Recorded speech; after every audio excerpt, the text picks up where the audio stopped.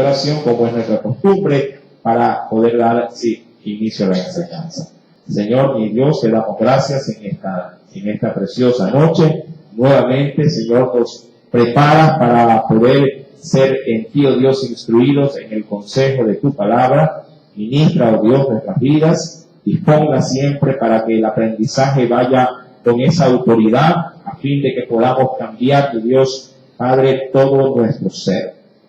Mi Padre, de la misma forma, bendiga a los pequeños que han subido para que puedan ser también ellos, conforme a tu misericordia, orientados también en el buen consejo de tu palabra y obviamente lo puedan aplicar.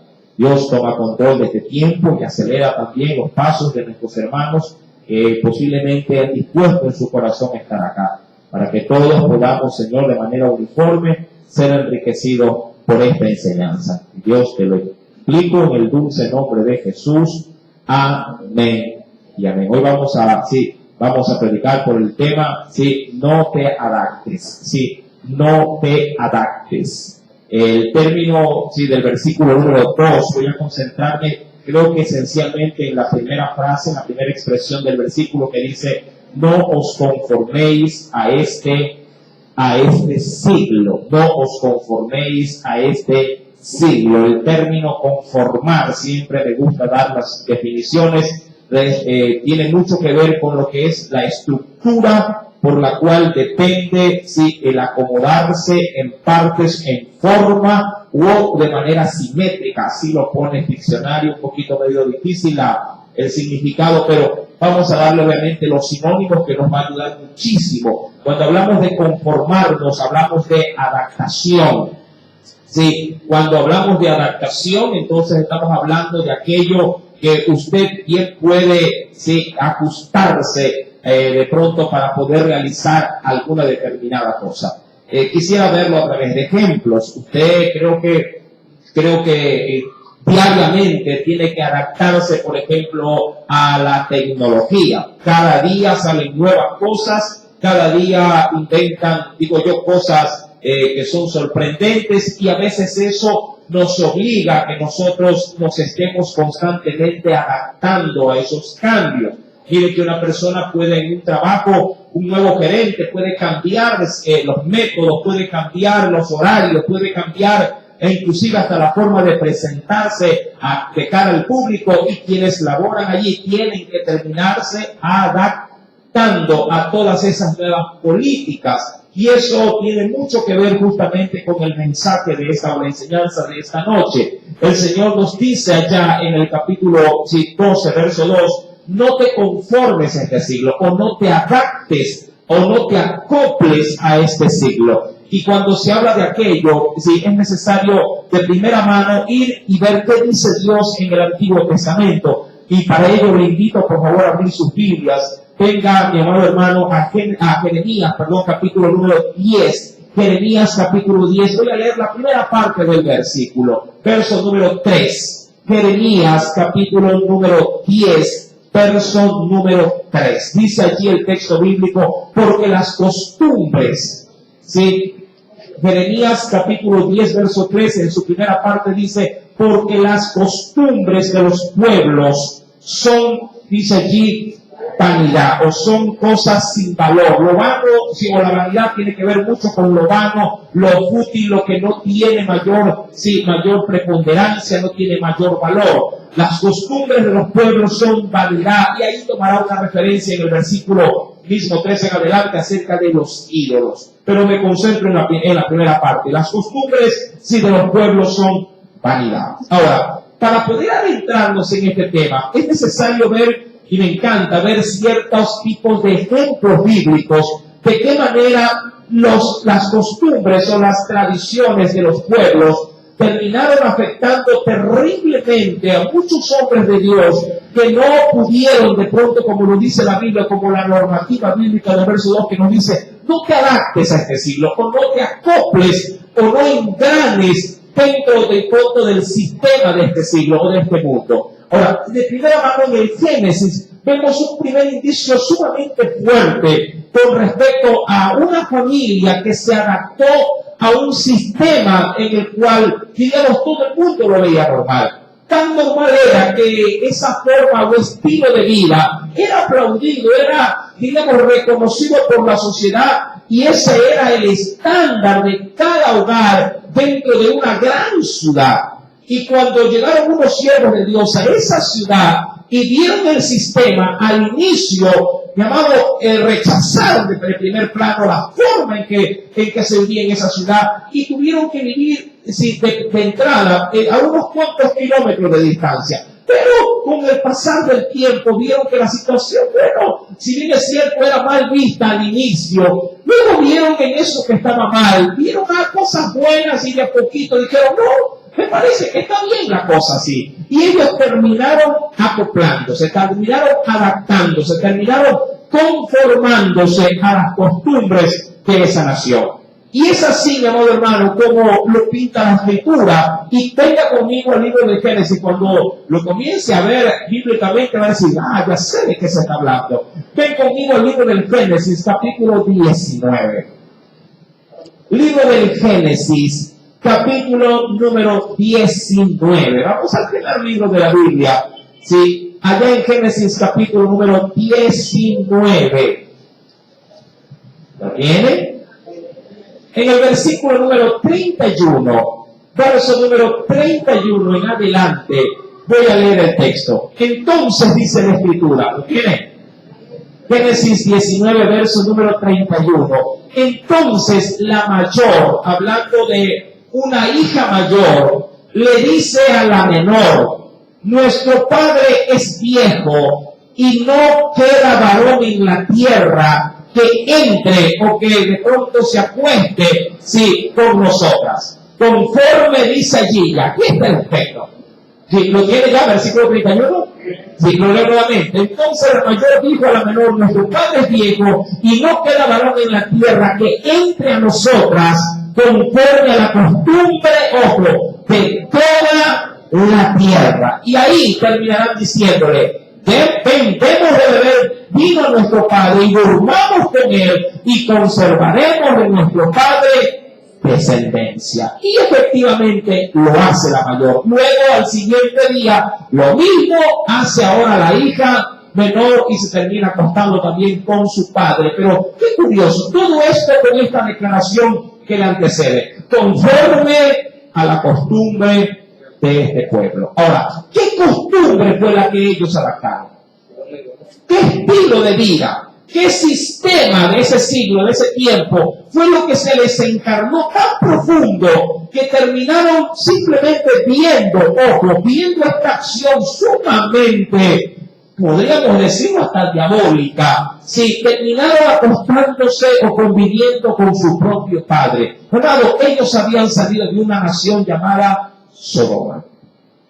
Juntamente dentro de las ciudades aledañas que estaba Gomorra, también estaba Zoar, y por cierto luego ellos también saldrán de allí. Llamado, todas esas formas, esos modismos, esas maneras de vivir, todo eso de a poco como que al pueblo, en este caso a la familia de Lot, se le comenzó a encarnar, se le comenzó a correr por las venas, y cada uno de ellos, lo que al inicio lo repudiaron, luego lo terminaron aceptando. Y claro, esa forma y estilo de vida, mi amado hermano, terminó encarnándose para que ahora se pueda ver en el versículo 31 en adelante a dos hijas terminando acostándose con su propio padre, y cada una de ellas quedará embarazada y darán a luz, a su vez, hijos. Mi amado, cuando se habla pues de no conformarse, como lo dice Romanos capítulo 12, a este siglo, Dios lo que nos da es una gran advertencia. Él sabe el riesgo en el cual nosotros podríamos caer, o podríamos, en este caso, inclinarnos, porque si esto a la larga terminará alejándonos de Dios. Cuando uno va a la Escritura, mi amado hermano, quisiera que me acompañe, por favor, al libro de Isaías capítulo 2. Venga conmigo al libro del profeta Isaías. Cuando Dios envió a este profeta ya a una nación, digamos, ya sentenciada a la destrucción, sentenciada para ser llevada cautiva, esclava a Babilonia. En el capítulo número 2, verso 6 en adelante, Dios hará saber si su malestar para con ese mismo pueblo. ¿Lo tiene ya? Libro de Isaías, capítulo número 2, versículo número 6 en adelante. Dice la escritura de la siguiente forma. Es versículo voy a leer para tomar todo el párrafo. Venid, oh casa de Jacob, y caminaremos a la luz de Jehová. Dice el verso 6. Ciertamente, le dice Dios a su pueblo, tú has dejado, dice aquí, ciertamente tú has dejado tu pueblo, la casa de Jacob, porque están llenas. ¿Llenas de qué? Llenas de costumbres, pero traídas ¿de dónde esas costumbres? Traídas del oriente. ¿Y eso qué implicaba? Aquí lo dice, de agoreros como los filisteos, y pactan con hijos de extranjeros. Su tierra está llena de plata y oro, sus tesoros no tienen fin. También está llena su tierra de qué cosa? De caballos, y sus carros son innumerables. Ahora, dos cosas salen a relucir. Que el pueblo, sin darse cuenta, entre comillas digo esto, terminó inclinando, digamos, su forma, su estándar de vida conforme al estándar de vida de otras naciones. Pero cayeron de primera mano en un materialismo excesivo. Lo primero, cayeron en un materialismo de tal naturaleza de que lo único que les importaba eran ser gentes prósperas como lo eran los otros pueblos. Así lo dirá de primera mano, sí, en el versículo número 6, en la parte final, cuando toma como referencia a quienes, a los filisteos, le dice allí, como los filisteos, y pactan con los hijos de extranjeros, para hacer posiblemente comercio, para hacer casamientos con interés de por medio, para de esa forma poder prosperar financieramente, pero también en su primera parte dice que se habían hecho conforme a las costumbres. ¿En qué cosa? En las cosas ocultas, o posiblemente en todo lo que tenga que ver con brujería, con santería, o con todo aquello que se podría considerar como el reino de las tinieblas. En esas áreas, el pueblo de Jacob se había, en este caso, adaptado a ese sistema. Y Dios, por su parte, obviamente les dice en el versículo número 8, además, su tierra está llena de ídolos y se han arrodillado ante la obra de sus manos y ante lo que fabricaron sus dedos. Amado, adaptarse a un sistema en el mundo en el cual hoy por hoy nosotros vivimos es, lo diríamos, lo más común. De ahí que escuchamos lo que ellos escuchan. Oímos lo que ellos desean que nosotros obviamente escuchemos. Hablamos conforme a lo que ellos quieren escuchar.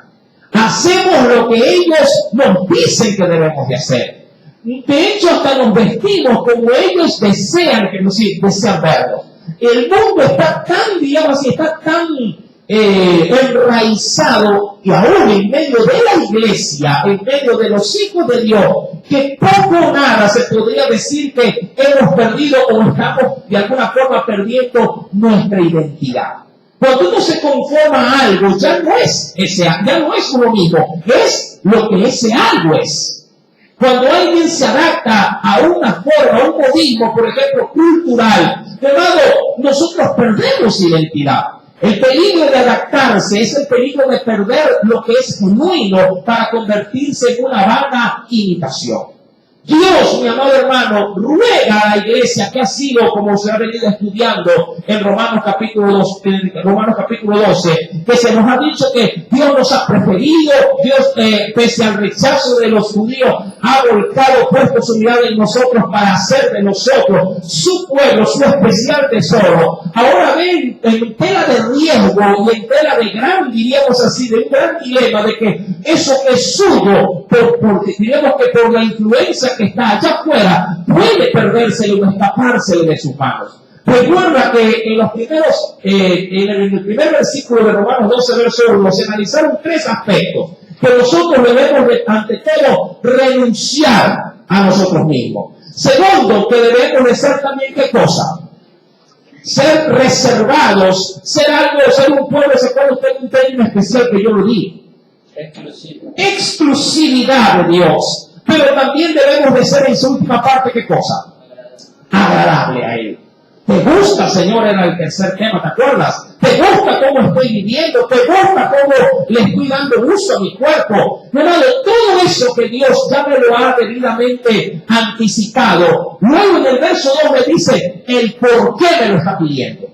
Me lo dice de una manera muy frontal, al poderme, de alguna forma, poderme sacar de entre las tinieblas y mostrarme los peligros que hay afuera, cuando me dice, no te conformes a este siglo. ¿Por qué? Porque yo soy primeramente en Dios, yendo de atrás para adelante, yo soy de su propiedad. Yo soy, mi amado hermano, alguien que debe de caminar conforme a su deseo, conforme a su gusto, no al mío. Segundo, yo soy de Dios algo exclusivo. No soy cualquier cosa. Y tercero, yo debo de considerar que en mi vida debe ser marcada por una constante renunciación de lo que a mí me gusta o de lo que a mí me parece que me conviene. Y es allí donde en el versículo 2 Dios me alerta y me dice, no te conformes a este siglo. Cuidado te acoplas a este siglo. Cuidado todo lo que el mundo oye, tú terminas oyéndolo. Cuidado con lo que el mundo ve, tú terminas viendo. Cuidado con lo que el mundo desea, tú terminas abrazándolo. Hermano, nosotros no somos de este mundo. Eso ya está bien establecido a través de la Escritura. Mas, sin embargo, los riesgos son eminentes cuando se habla de una iglesia que lo está haciendo y está perdiendo su identidad. Cuando uno va a la Escritura, por ejemplo, acompáñame, mi querido hermano, ven conmigo y vayamos al Nuevo Testamento. Y mira lo que nos dice el Señor, allá en la primera carta del apóstol Pedro.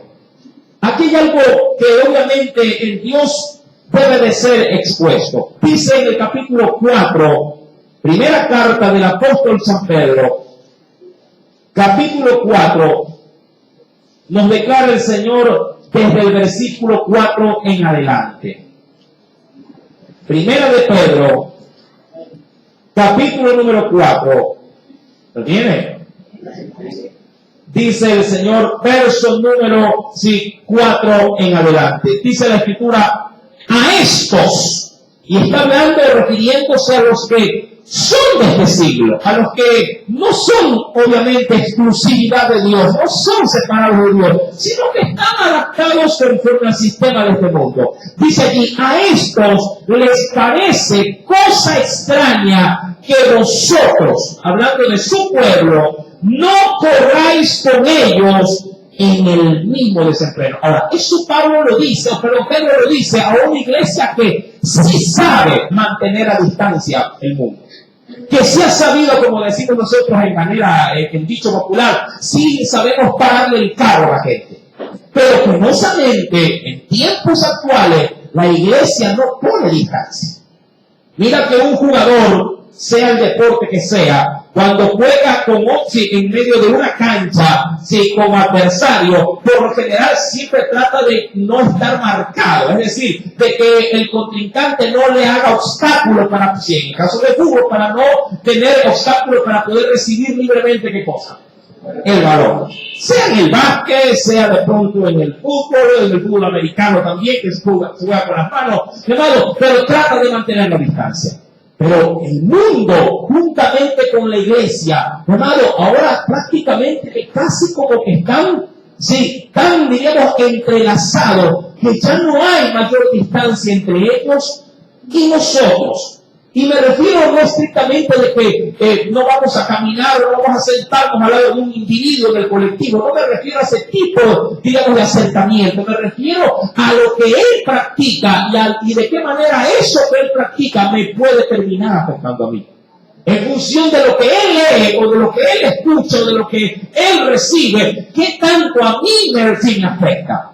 Amado, dice la Escritura, verso número 4, a esto les parece cosa extraña que vosotros no corras, dice allí, con ellos en el mismo desenfreno de disolución y termina, ¿qué cosa?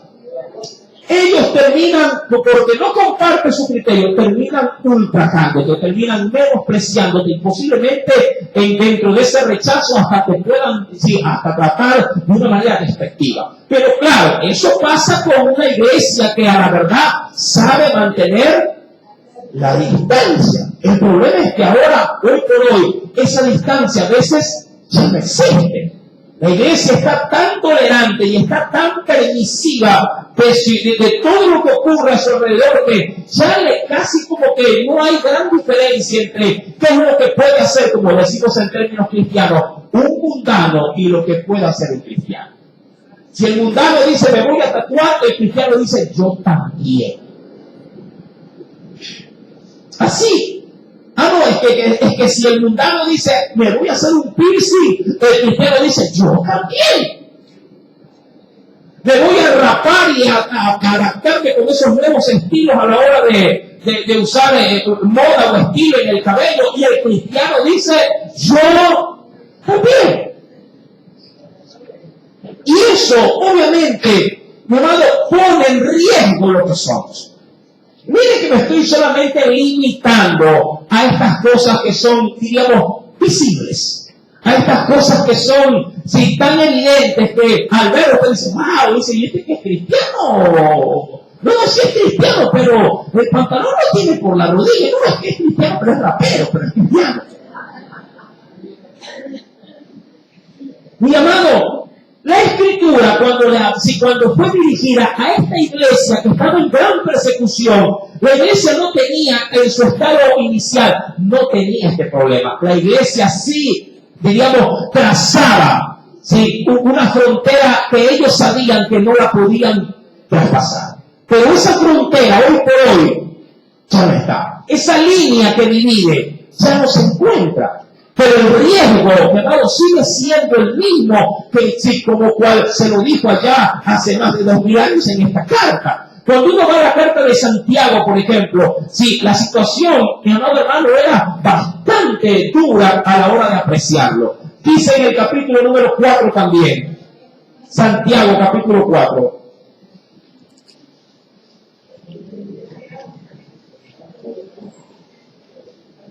¿Lo tiene? Sí, Santiago capítulo 4, verso 4 también. Santiago 4, versículo número 4. ¿Ya lo encontró? Dice allí el Señor, oh almas adúlteras. Ya no habla necesariamente de algo, digamos, externo. Habla ya de lo que puede anidarse o de lo que puede también adaptarse en nuestro interior, en nuestros pensamientos, en nuestra forma de asimilación. Oh almas adúlteras, no sabéis, esto parece que a veces se nos olvida, no sabéis que la amistad del mundo, ahora, ¿a qué clase de amistad se refiere? Porque si lo cogemos de una manera muy literal, es evidente que cualquiera de nosotros podría interpretar y decir, no hay que tener amigos allá afuera. No hay que tener gente que te dé la mano, te salude, o que si te invita a ir a su casa, o tú a su vez invitarlo a él a tu casa, no hay que tenerlo. No se refiere a esto. En cuyo caso, mi hermano, si trataríamos entonces de vivir en una burbuja, o como se dio allá en los años 1920 y 30, se fundaron inclusive para separar a los miembros de la iglesia, comunidades o ciudadelas solo para cristianos, tratando de que de esa forma no se contamine la iglesia. Pero esa no era la idea. Jesús ya lo había alertado. Están en el mundo, pero no son de este mundo. Y él dijo, y Jesús orando dijo, no te pido que los quites del mundo. No. En el mundo es necesario estar. Lo que sí te pido es que en el mundo ellos no se vean involucrados. No se afecten, no se contaminen. Ya lo vamos a ver textualmente. Ahora, continúo con el verso 4 diciendo en la Escritura, ¿no sabéis que la amistad del mundo es enemistad contra Dios? Ahora, ¿a qué clase de amistad se refiere entonces? Sino aquella en la que te puede influenciar, a la que te puede adaptar a lo que ellos, en este caso, practican. Mi amado, usted puede ser amigo de borrachos, por supuesto. Puede ser, amigo de gente pecadora. Claro que sí. Jesús estuvo siempre o fue siempre visto con gente de mala reputación. Siempre. Siempre a Jesús lo vieron con adúlteras, con fariseos, con escribas, lo vieron con prostitutas, lo vieron con ladrones, lo vieron con gente, digamos, de dudosa reputación. Cosa que cuando Jesús se mezcló con todo tipo de personas, pero claro, cuando frecuentaba a esos ciertos tipos de personas que eran negativos de acuerdo a la óptica de su entorno, Jesús siempre recibió un señalamiento y dijo, ¿cómo es posible que Jesús ande con ese tipo de personas?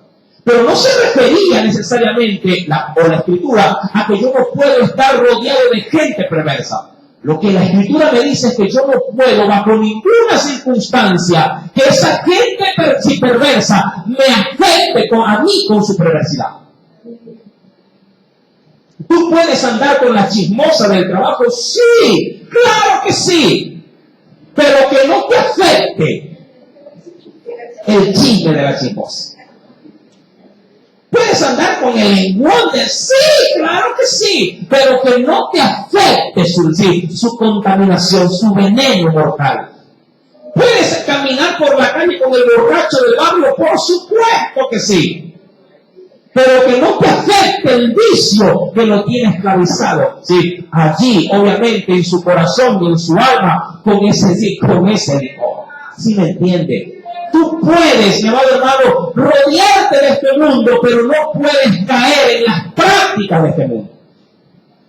Es allí donde el Señor nos dice, almas adúlteras, ¿no sabéis que la amistad del mundo es enemistad contra Dios? Cualquiera pues que quiere ser, ojo, cualquiera que quiera ser amigo del mundo, se constituye enemigo de Dios.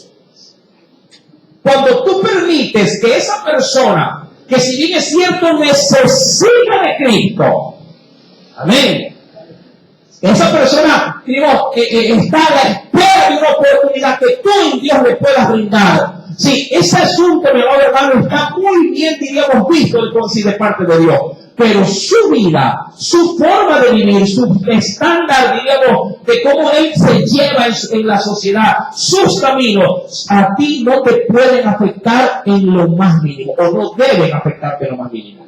Ahora, si tú no sabes cómo manejar, ¿sí? O cómo de alguna forma mantener la distancia y ves que te está afectando lo que él dice, o de pronto su forma de hablar chabacana, sus de pronto constantes insultos, de a poco se te están pegando, mi amado, guarda distancia. Establece una línea fronteriza y amárrate tú mismo para que no traspases esa línea. Porque de lo contrario, sí terminarás, ojo, sí terminarás cayendo en esta sentencia bíblica. Dice la Escritura, mi querido hermano, por eso quiero continuar en el verso 5 de Santiago, dice, ¿o pensáis que la Escritura dice en vano? El Espíritu que era hecho morar en nosotros nos anhela celosamente. Mira otra mujer, estando tu mujer a tu lado, y luego me contarás qué te pasó. Luego me dirás qué te pasó. Te anhela ella, celosamente, te apretará la mano y dirá, ¿quién estás guiando? Respétame, le dirá. ¿O no? Claro. Mi querido hermano, es allí, obviamente, donde el Señor, y acompáñame a la Escritura, porque es necesario, si es necesario entender todo esto bajo el marco bíblico. Cuando vamos, mi querido hermano, y ven conmigo al libro de Jeremías, capítulo número 15. Libro de Jeremías, capítulo número 15.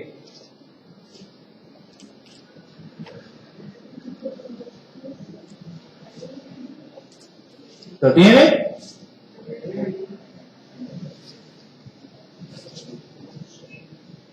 Dice el Señor, versículo número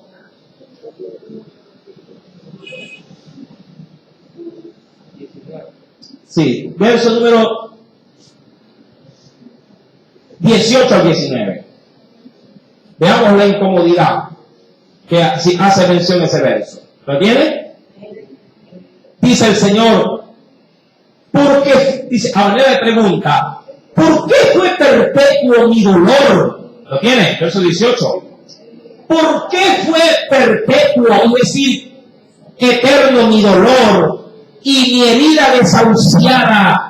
No, dice aquí, no admitió curación. ¿Serás para mí como cosa ilusoria, como aguas que no son estables, como aguas que corren? Verso número 19. Por tanto, así dijo Jehová, si te convirtieres, yo te restauraré, y delante de mí estarás, perdón. Y si entresacares, es decir, y si rebuscares dentro de ti, lo sacaras afuera, lo precioso de lo vil, serás como mi boca. Y allí es donde obviamente remarco, conviértanse. ¿Qué asunto a esto? Conviértanse ellos a ti, y tú no te conviertas a ellos. Qué fácil es poder ver en la actualidad cómo el inconverso, el que no es cristiano, te agarra de la mano y dice, vamos, y te lleva donde él quiere, que tú estés. Pero qué difícil es ver a un cristiano agarrándole la mano, figurativamente hablando, si al que no es creyente decir, vamos a la iglesia. Pasa lo opuesto. Es fácil para un mundano coger a 10 cristianos y decir, vamos a la cancha. Pero qué difícil es a un cristiano o a 10 cristianos tratar de convencer a un mundano de que venga a la iglesia. Es más fácil lo opuesto. Es más fácil que un creyente sea arrastrado, si por, diríamos, la insinuación de lo que el mundo obedece, lo que el mundo, diríamos, avala, lo que el mundo aprueba, que sea el mundo el que haga lo que la iglesia, lo que Cristo o la palabra de Dios establece como normativa. Es todo lo opuesto. ¿Qué te dice el Señor? Dice la Escritura en la última parte, conviértanse ellos a ti. Diríamos que es el inconverso o es la inconversa la que no quiere al Señor, si la que termina dándole a fuerza, ojo, el sí para una relación que la Biblia dice que no puede ser admitida por la presencia de Dios en nuestra vida. Mi amado, hablando de la unión en yugo desigual. Tú sabes que esas relaciones a Dios no le agradan, pero con qué facilidad un cristiano cae como una mundana. Cae. Y no podríamos decir, no hermano, lo que pasa es que, yo estoy buscando de Dios y espero en Dios predicar de la palabra. Pero tú no necesitas ser enamorado de ella para predicar de la palabra. ¿O sí? Tú no necesitas que él sea tu enamorado o tu enamorada para decirle, es que le estoy a predicar o le voy a predicar a Cristo. Déjate de cosas. A otro perro con ese hueso, dirá cualquiera. Ahí, mi amado, tu yugo penosamente no es el de Cristo. Tu yugo es el de ella o el de él. ¿Qué dice la Biblia, mi amado? Pues cuando uno va a la Escritura, Mateo capítulo 11, verso 29 al 30, ¿qué dice el Señor? Llevad mi yugo sobre vosotros. Ahora, cambia el yugo y no sé, mira, ¿qué es lo que suele estirar? Una liga, por ejemplo. ¿Sí? Una liga, una cuerda de caucho, son cosas que flexibles, que estiran. Y míralo de esa manera. Dice, lleva mi yugo, lleva mi liga sobre ti. Una liga tiene cierto tipo de estiramiento, pero llegará un momento en que tanto estira que pasarán dos cosas. O te alará completamente, abruptamente hacia tu lugar de origen, o la liga se terminará rompiendo. La iglesia en la actualidad, hermano, camina con un yugo estirable. Y el problema de nosotros es que los yugos no se estiran. Los yugos bíblicos eran aquellos trozos de madera puestos o impuestos sobre las nucas, sí, de las reses, los lomos de las reses. Eran pesados, que obligaban a la bestia a mantener básicamente su cabeza mirando casi que al suelo, donde ellas no trazaban la ruta, sino quien tomaba de ellas las riendas. Mi amado, ¿qué tan, diríamos, flexible estás con el mundo? Si estás flexible en una vida cristiana al unísono con una vida mundana, estás en un peligro tremendo de terminar, mi amado hermano, sí, haciendo de tu vida cristiana y de tu relación con Dios simplemente algo obsoleto. Estás a riesgo de perder tu propia identidad como un hijo o hija de Dios. Dice la Escritura, lleven mi yugo sobre vosotros, aprendan de mí, no del pastor, de mí, dice, del Señor, que soy manso y humilde de corazón, y hallaréis descanso para vuestras almas. Y aquí sí me dice el Señor, porque mi yugo es fácil y mi carga, cuando tú la ves pesada, pero dice, mi carga es ligera. Dirá la Escritura, mi amado hermano, ven conmigo por favor, en el Evangelio sí, de Juan, capítulo 15, a veces se nos olvidan estos principios bíblicos, lo siguiente. En el Evangelio de Juan, capítulo 15, verso número 18, Jesús, mi amado, se expone al decir lo siguiente, y lo hace por una sencilla razón. Quiere mantenernos a distancia de aquello que te pueda afectar en el mundo. Dice la Escritura, verso 18, Juan 15, 18, dice, entre tanto, si el mundo os aborrece, sabed que a mí me ha aborrecido antes que a vosotros. Ahora, esta declaración de Dios, de Jesús, hermano, lo que entre otras cosas me quiere dar a conocer es que en el mundo yo no encajo. O por lo menos esa debería de ser mi postura. Yo no encajo en el mundo.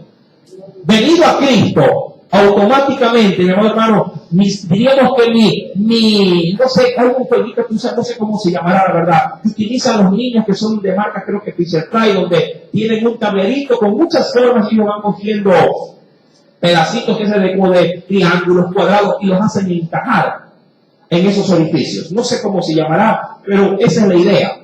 Hermano, cuando, no sé, si el mundo marca, diríamos, a manera de un espacio cuadrado, para que un cuadrado ingrese por ese orificio cuadrado, hermano, el mundo encaja perfectamente allí.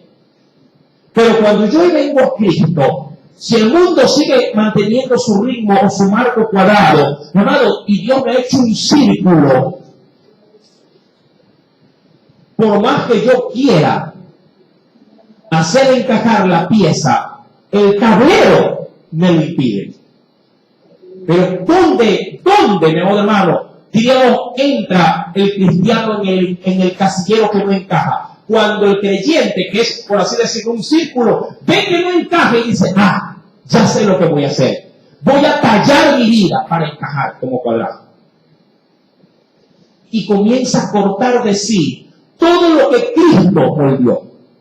Dice, pero tú ya no eres cuadrado, yo te hice circular. Sí, pero yo quiero porque allá tras del orificio cuadrado está lo que me gusta. De allá las muchachas me dicen, hey, ven, te espero en la fiesta. De allá, tras de ese cuadradito, si ese espacio encuadrado, está de pronto los dólares. Allá están los viajes, allá está, diríamos, la buena ropa, allá está la tecnología, allá están los celulares de última gama, que yo anhelo tener y aquí como un instrumento círculo, no puedo y la verdad, anhelo recibir. Y esa persona de a poco él mismo va tallando su vida para darse forma, obviamente, cuadricular para entrar en el espacio. Y Dios nos dice en Romanos 12, verso 2, no os conforméis a este siglo. Y viene el dilema, sobre todo de la juventud. Pero si yo me mantengo, como dice la Biblia, me voy a quedar solo. Mis amigos no me van a recibir. Mis parientes me van a rechazar. Me van a sacar, me van a poner, me van a bloquear, digo yo, en el Facebook, me van a bloquear del WhatsApp, me van a sacar del Instagram. No voy a tener mi círculo social, se va a reducir. Y Dios dice, sí, eso es precisamente lo que quiero. Quiero que tu círculo social se desvanezca para que encajes en el nuevo círculo social, donde ya no hay más hombres, sino está mi presencia, mi espíritu y todos aquellos que han sido renovados y limpiados por la sangre del Cordero. Ellos serán tu nueva familia.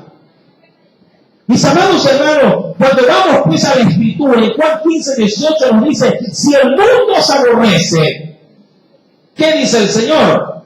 Sabed que a mí me ha aborrecido antes que a vosotros.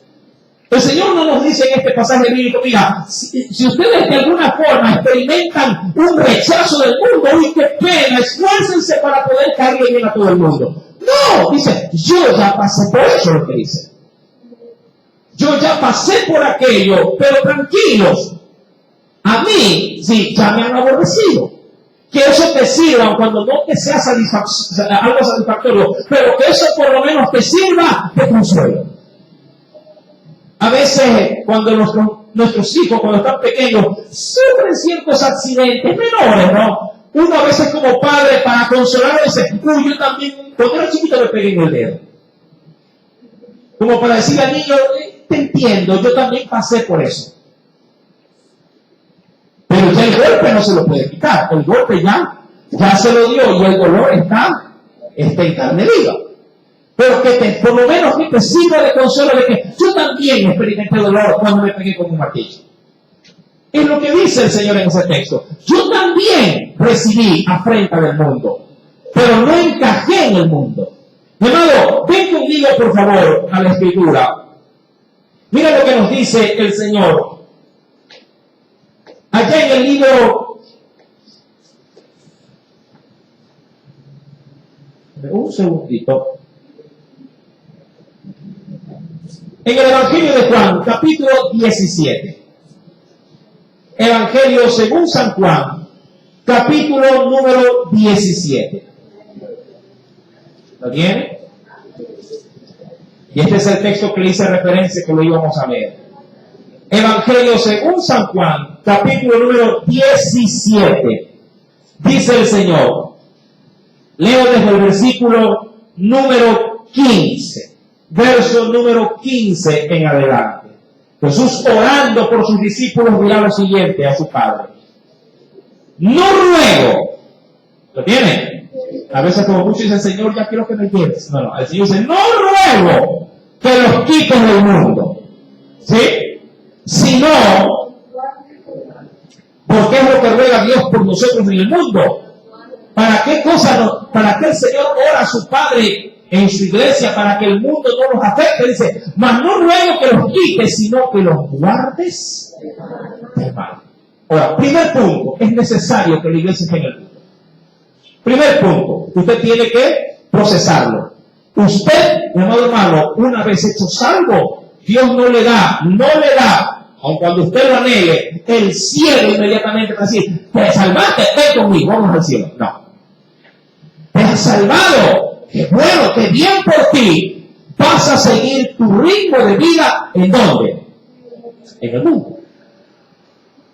Pero, mi amado hermano, desde ese momento, Dios intercede ante su Padre diciéndole, ahora que Él me conoce y está en el mundo, solo algo te voy a pedir. Durante su tiempo de vida en este mundo, guárdalo.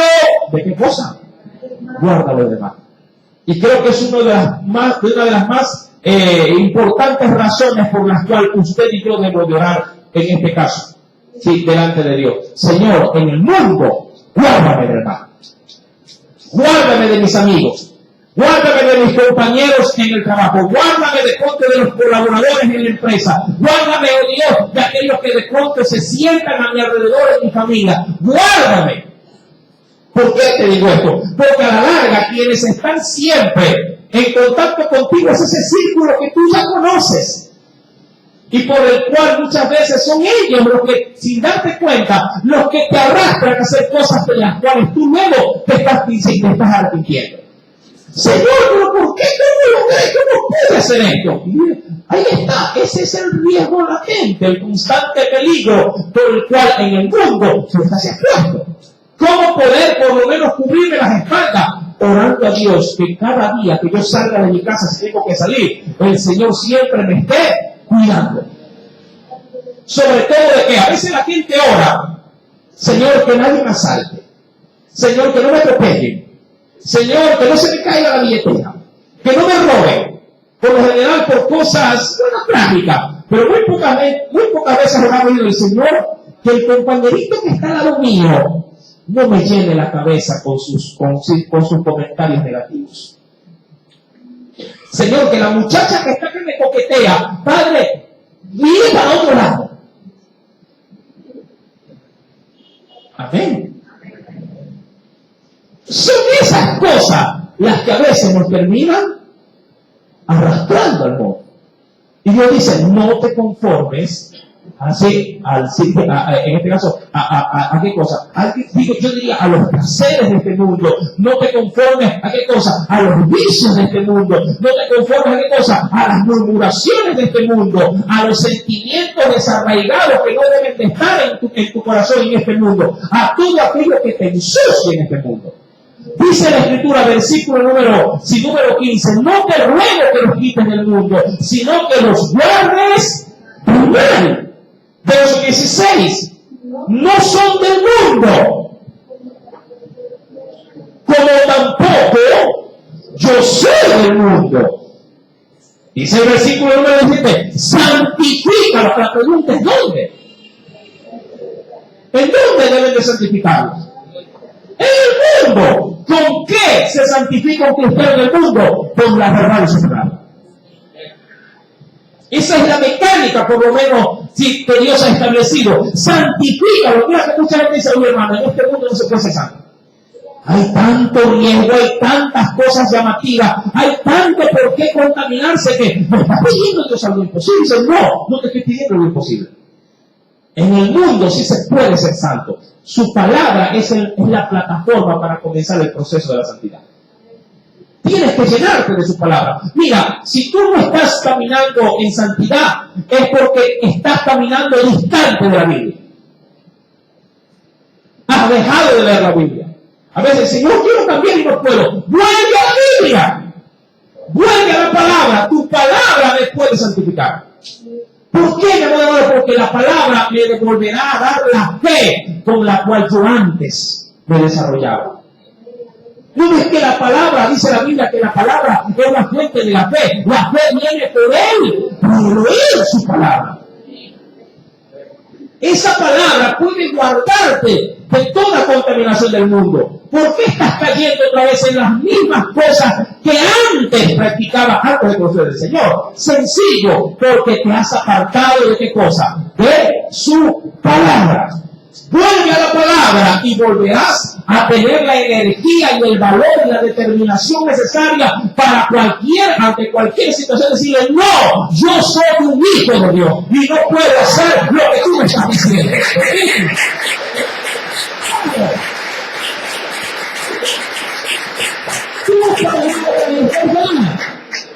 Y el Señor, mi amado hermano, ya ha hecho santo, no nos dice, como es tan santito, venga para el cielo. ¡No! Sigue aún más, dice, como tú me enviaste al mundo, ahora sí yo también los envío al mundo. Pero claro, la labor que Dios quiere hacer en nosotros como su iglesia, de mantenernos aislados del mundo para poder fortalecernos con su santidad, es para volver luego a ese mismo mundo que me afectó, pero ahora con un destino diferente. Ir en rescate de ellos. No pretendas ir a rescatar si tú mismo te sientes por el suelo. Es imposible sacarle, por así decirlo, en el agua mi boya y tirársela al otro para salvarlo. De seguro, la primera víctima en ese rescate seré yo. No pretendas, estando foco espiritualmente, ir al rescate de aquella alma que de pronto en el trabajo está desesperada. Pero si tú mismo estás estable en la vida espiritual. ¿Cómo poder ir al rescate de otro, mi amor hermano, si yo mismo estoy, diríamos, dando manotones de ahogado en ese mar de pronto de situaciones, dificultades, que a la larga, mi amado hermano, me terminará hundiendo? Es necesario para llenarse de Dios. Dice la Escritura, mi querido hermano, en este precioso texto del verso número 18, como tú me enviaste al mundo, así también yo los envío ¿a dónde? Al mundo. Ven conmigo a la carta de Filipenses, capítulo 1. Filipenses, capítulo 1. ¿Lo tiene?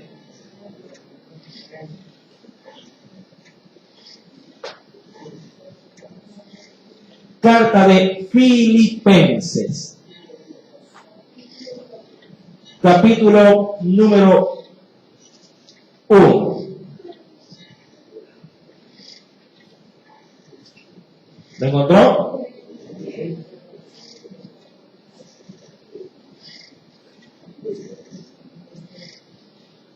Versículo 9 en adelante. Dice el Señor: y esto pido. ¿Lo tiene? Así como el Señor que ora por nosotros, también Pablo hace algo semejante. Dice, y esto pido, pero ¿en qué pide esto? En oración. Que vuestro amor, pero no por el mundo, que vuestro amor abunde aún más y más. ¿Pero en qué? ¿En qué pide Dios que abunde nuestro amor?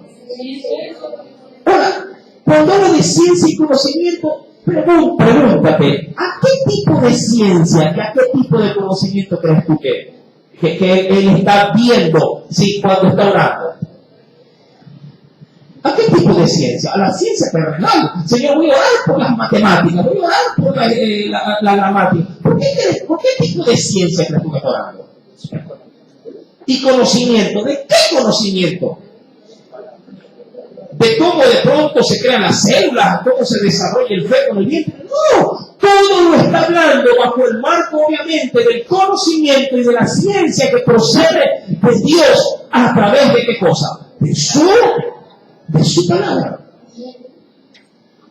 Porque a la larga, así tenga título y conocimiento de cualquier rama secular, no me podrá ayudar en el día que yo me vea afectado por la influencia del mundo. ¿Quién de ustedes ha podido decir, hermano, qué hace aquí en la discoteca, hermano, bailando? Pregunto yo, no sé, déjame acudir a las matemáticas para ver si me pueden librar. Imposible. Dice la Escritura, versículo número 9, esto pido en oración que nuestro amor abunde aún más y más en ciencia y en todo conocimiento, y mira, para que aprobéis lo mejor. Ahora, este texto es muy profundo. Dios te quiere lleno, pero mira, lleno de todo su conocimiento, de toda su ciencia, de toda su sabiduría, para que cuando se te presente ese susurro, esa sutil tentación de que te quieren arrastrar allá afuera, puedas aprobar lo que es mejor para ti. Porque a veces, digo yo, que el mundo viene tan bien camuflado, que tú ni cuenta te das que cuando ya has dicho, bueno, yo voy a ir, cuando ya te das cuenta, dices, uy, Señor, ¿pero qué es lo que estoy haciendo aquí? Estoy en riesgo. Estoy de alguna manera expuesto.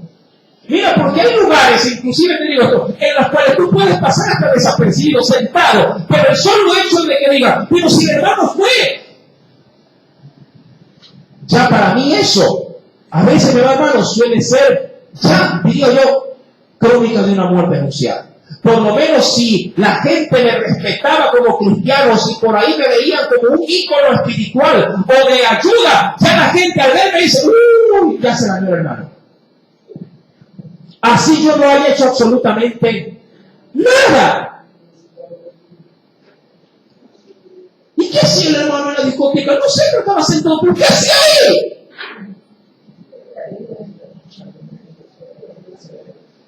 Pero él no bailó, él no tomó. La gente no está preguntando si fue a bailar o fue a tomar o fumó en la discoteca. Lo único que la gente ya fue del mundo, ya el hermano salió de la discoteca. Es lo único que verá la gente allá afuera. ¿Sí me entiende?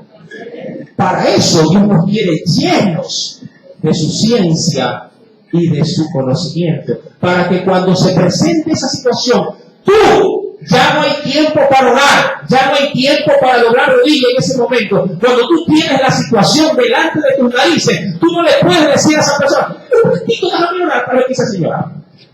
Y regresar, el Señor dice que no. No, ya no hay tiempo. Lo que tú te has preparado en ese momento ha de salir a relucir. Y ahí aprobarás, si vas a probar lo que realmente te edifica y lo que realmente te conviene. Por eso es que Pablo nos dice a ellos, para que aprobéis lo mejor, a fin de que seáis sinceros, pero también irreprensibles para el día de Cristo. Es bien profundo el asunto, te cuento. Mi amado, no, la iglesia no puede, visto de otra manera, no puede darse el lujo de volverse a enredar de aquello que Dios, tomándose mucho trabajo, hermano, nos desenredó. ¿Cuántos en algún momento, cuando vieron algo que estaba bien enredado, pero bien enredado? Un ejemplo, foquitos de Navidad. ¿Cuántos lidiaron con foquitos de Navidad puestos en una punta hecho trapo y a la larga dijeron, a la basura, me sale más barato y más rápido y más fácil, me sale comprar un reloj? ¿Cuántos hicieron un nudo en una funda tan fuerte tantas veces que a la larga el pie no sale de meter los dientes? ¡Ah, no! Rompe la funda. Y dice, ¿la funda nueva? Se toparon con esos escenarios. ¿Para qué volver a enredar mi vida si ya Cristo me dejó desenredado hace mucho tiempo cuando Él vino a mi vida y con su sangre me dejó como nuevo? ¿Para qué? ¿Para qué volverme a esclavizar si ya Dios me hizo libre? ¿Solo para qué? Para encajar en el mundo. Es que como todos tienen enamorado, yo no tengo enamorado, entonces, yo también, pero con eso digo yo. Decía un predicador, un hermano que pedía, pero si vas a pecar, está bien, decía. De todas maneras de broma lo decía. Pero con eso, no que menosprecio a las personas, pero me refiero, al valor que tú tienes en Dios. Pero por una cerveza te vendes. Por una camita alegre, ¿tú crees que eso vale lo que tú vales? Por encajar en ese grupito del Facebook. Por eso manda a hacer. Mire, hay muchos cristianos, pues yo veo las páginas del Facebook, que en la iglesia todo el mundo es cristiano. Hay gente que por sanidad espiritual debería meterse a los Facebook y comenzar a hacer una purga de muchas cosas que tiene publicadas. Esa es la verdad. Porque de apariencia cristiana, pero cuando se comienza a jugar un poquito, pero mi hermano publicó eso, o admite amistades que son sumamente mundanas, que claro, como ellos no se dan cuenta, pero las tienen aceptadas en sus solicitudes, ellos publican y les salen a su fe. Y claro, a la larga, la gente que entra y los ve a ustedes, si saben que soy cristiano, dicen, mi hermano también publica. Eso es lo que dice la gente de afuera. Es lo único que se ve.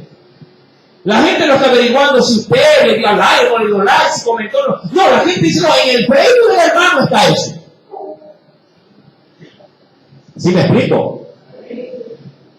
¿Y todo por qué? Es que si no le doy a aceptar, después él de pronto, qué sé yo, a su vez, no me va a venir a hacer el negocio o me va a aislar de la familia. Por eso, tranquilo, a Jesús hace rato que lo rechazaron cuando estaba en el mundo.